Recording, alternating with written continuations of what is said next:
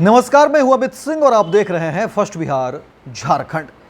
देखिए, एनडीए में seat sharing का फॉर्मूला तो निकलकर सामने आ गया। तमाम पार्टियों को कितनी सीटें मिलनी चाहिए ये फाइनल हो गया है, लेकिन इस बीच एनडीए के बीच जो अंदरूनी कलह है वो भी सामने निकलकर आ रही है। देखिए, जो खबरें आ रही है उसमें कहा जा रहा है कि ये जदयू के लिए जो है बुरी खबर है और चुनाव से पहले देखिए कहा जा रहा है कि अब जो है इस्तीफों की फेहरिस्त जो है वो हो जाएगी, क्योंकि जिस नेता को लेकर के चर्चा हो रही है, जिस नेता को लेकर के खबरें निकली है, कहा जा रहा है कि नाराज हैं और ये नाराजगी अब इस्तीफे में तब्दील हो जाएगी और फिर एक नेता के इस्तीफा के बाद ही कहा जा रहा है कि इस्तीफों की फेहरिस्त हो जाएगी, यानी उनके साथ साथ कई और इस्तीफे भी जो है वो शुरू हो जाएंगे। और इसी को लेकर के जदयू के अंदर खलबली मची हुई है। और देखिए, बिहार में क्योंकि चुनाव के तारीखों की घोषणा हो चुकी है, उसके बाद ही अब जिस तरह की परिस्थितियां सामने आ रही हैं, जिस तरह से नेता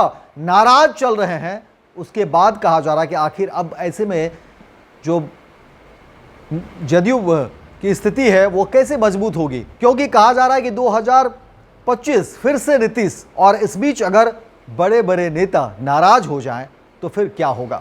देखिए, जो खबरें निकलकर सामने आ रही हैं उसके बाद कहा जा रहा है कि देखिए, जेडीयू में सीट शेयरिंग को लेकर के अंदरूनी मतभेद जो है वो उभरने लगे हैं।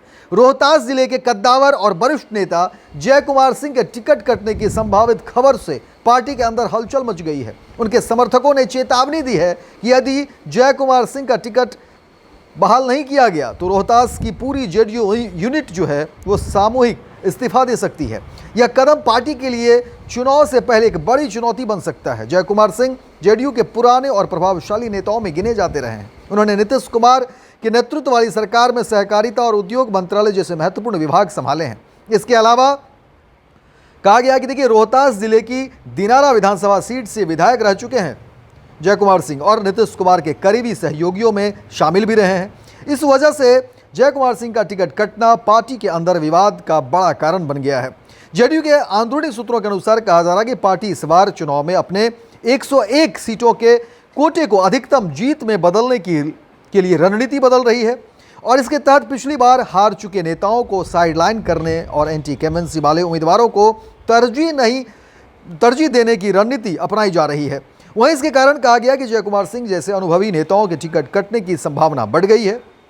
राजनीतिक विश्लेषक मानते हैं कि जेडीयू का यह कदम चुनावी गणित और सीट अलॉटमेंट से जुड़ा हुआ है। वहीं दिनारा विधानसभा सीट या इसके आसपास की सीट को संभवतः बीजेपी या किसी सहयोगी दल को ट्रांसफर किया गया हो, जिसके कारण जेडीयू को अपने पारंपरिक उम्मीदवार को हटाना पड़ा। हालांकि इससे स्थानीय कार्यकर्ताओं और समर्थकों में नाराजगी फैल गई है। जय कुमार सिंह के समर्थकों का कहना है कि उनके नेता ने पार्टी के लिए लंबे समय तक सेवा की है और स्थानीय राजनीति में उनका कद बेहद मजबूत है। उन्होंने चेतावनी दी है कि अगर जय कुमार सिंह का टिकट बहाल नहीं किया गया तो रोहतास जिले की पूरी जेडीयू यूनिट जो है इस्तीफा दे सकती है। यह कदम पार्टी के चुनाव अभियान को प्रभावित कर सकता है और उम्मीदवारों की स्थिति पर सवाल खड़े कर सकता है। पार्टी नेतृत्व फिलहाल स्थिति को संभालने की कोशिश कर रहा है। वरिष्ठ नेताओं का मानना है कि सीटों के पुनर्वितरण और गठबंधन समीकरणों के कारण यह निर्णय लेना आवश्यक है। हालांकि जय कुमार सिंह जैसे नेताओं को साइडलाइन करना जेडीयू के लिए चुनावी प्रचार में मुश्किल खड़ी कर सकता है, खासतौर पर रोहतास जिले में। राजनीतिक पर्यवेक्षक मानते हैं कि जेडीयू को इस स्थिति का समाधान जल्दी करना होगा। यदि रोहतास और की पूरी यूनिट इस्तीफा देती है तो इससे न केवल पार्टी की छवि प्रभावित होगी बल्कि चुनावी मैदान में उनकी पकड़ भी कमजोर हो सकती है। ऐसे में पार्टी नेतृत्व को संतुलन बनाए रखना और कार्यकर्ताओं को मनाना चुनौतीपूर्ण हो सकता है। जेडीयू की रणनीति में बदलाव और सीट शेयरिंग को लेकर उठ रहे विवाद इस बात का संकेत है कि बिहार विधानसभा चुनाव 2025 में राजनीतिक समीकरण तेजी से बदल सकते हैं। जय कुमार सिंह का मामला केवल रोहतास तक सीमित नहीं है, बल्कि यह पार्टी के अंदरूनी गतिशीलता और गठबंधन की जटिलताओं को भी उजागर करता है। इस तरह जय कुमार सिंह का टिकट कटना और उनके समर्थकों की प्रतिक्रिया जेडीयू के लिए एक गंभीर चुनौती बन चुकी है।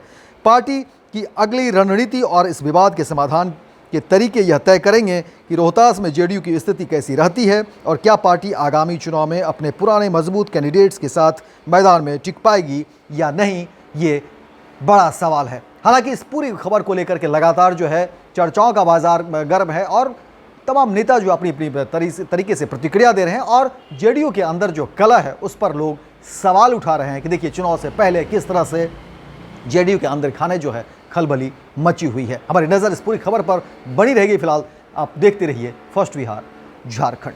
विद्या विहार आवासीय विद्यालय 29 वर्षों से आपके बच्चों को शिक्षा, खेल और सांस्कृतिक रूप से समृद्ध कर रहा है। बिहार के पूर्णिया में स्थित हमारा 40 एकड़ का हरा भरा परिसर और 27 एकड़ का खेल मैदान एक ऐसा वातावरण प्रदान करता है जहां विद्यार्थी न केवल पढ़ाई में बल्कि हर क्षेत्र में आगे बढ़ते हैं। विद्या विहार आवासीय विद्यालय परोरा, पूर्णिया, बिहार।